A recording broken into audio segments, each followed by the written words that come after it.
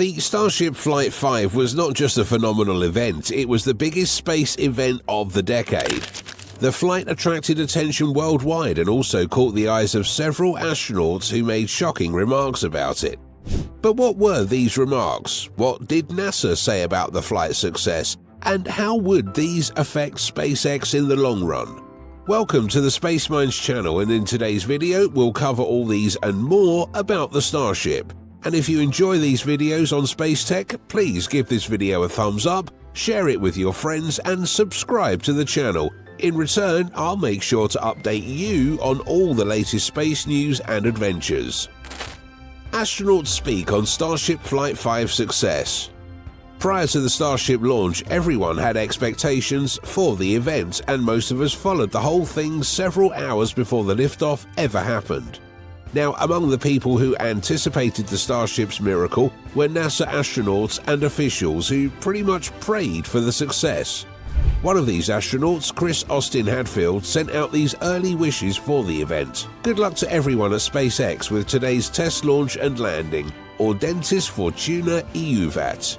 The last part of his tweet, Audentis Fortuna Iuvat, is Latin for fortune favors the daring, and speaks quite well about SpaceX's unyielding attitude and the company's nature of always wanting to be better.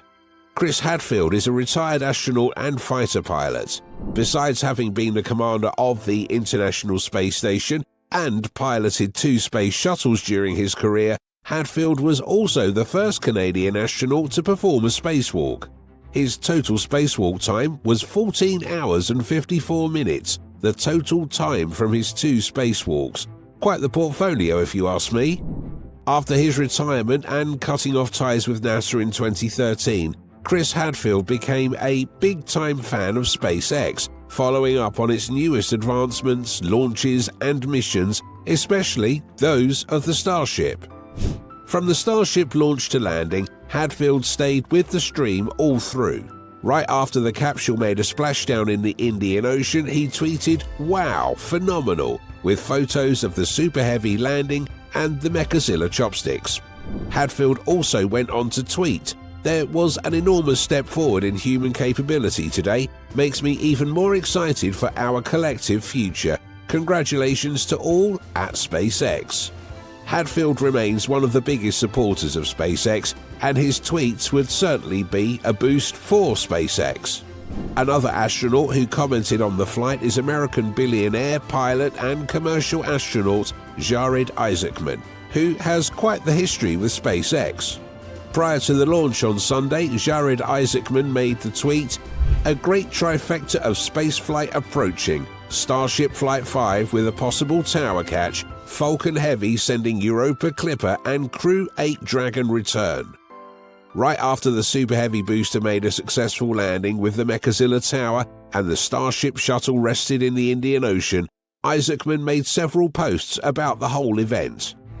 It is hard to move on from this major SpaceX accomplishment. Not to sound hyperbolic, but I believe we got a proof of point today that the Starship program is on par with the largest publicly funded engineering feats, like landing humans on the Moon or the Manhattan Project.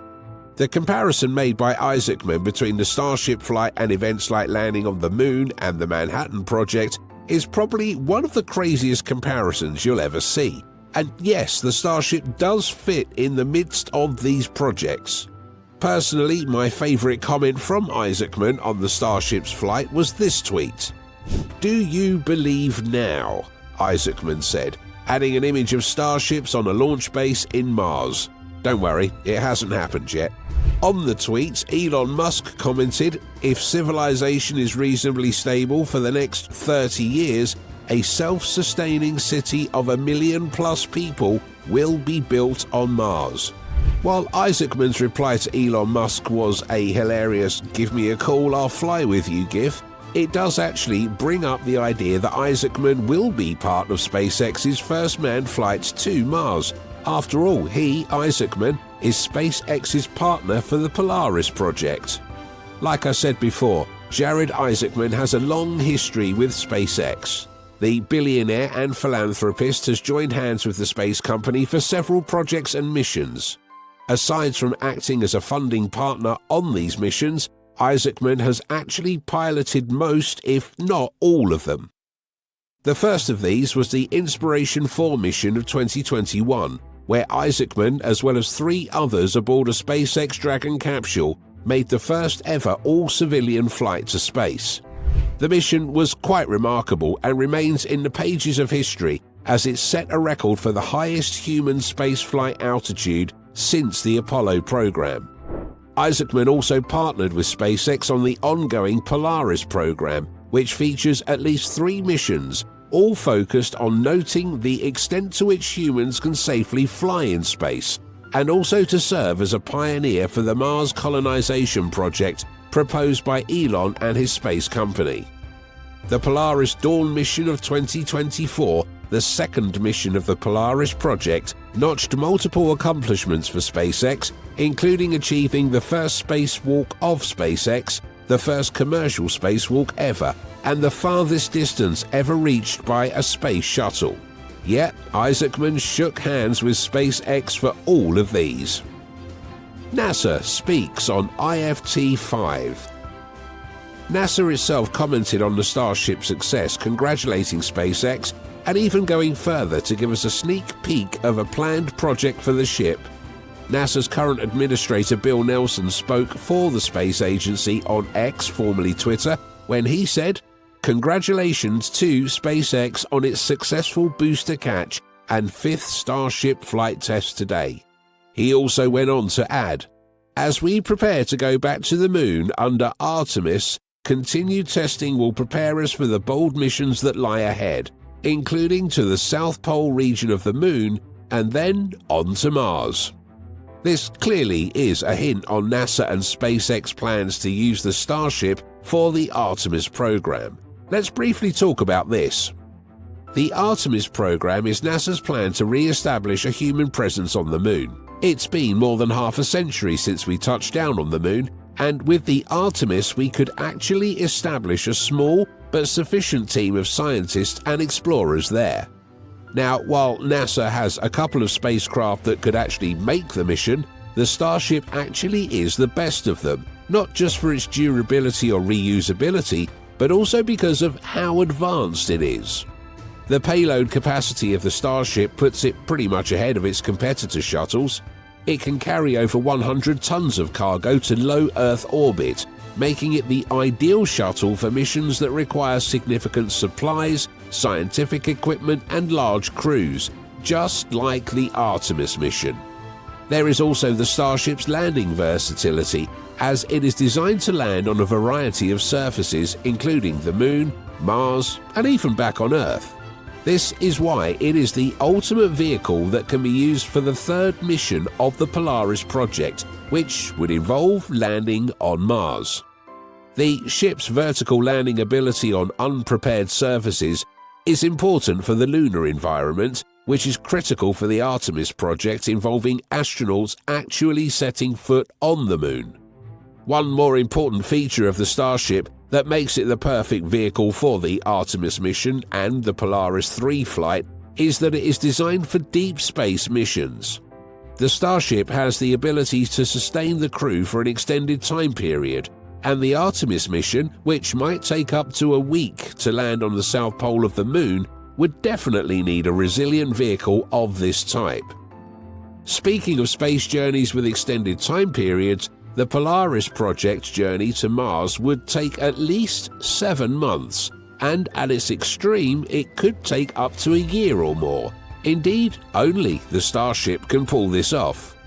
With NASA congratulating SpaceX on its big success with the Starship, alongside also hinting at the planned Artemis program with the ship, I believe SpaceX will be pushing even faster to get the Starship up and ready. In doing so, the company already has plans for the Starship's 6th test flight. Upcoming Starship Flight 6. SpaceX, while officially making known its plans to conduct the Starship's 6th flight, hasn't given a scheduled date for the event. Still, we've got news on it.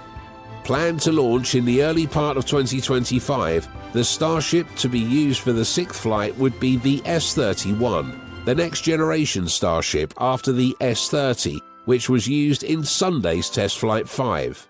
It would be launched atop Booster 13 or B-13, which is also a progression from the B-12 used in the 5th test flight.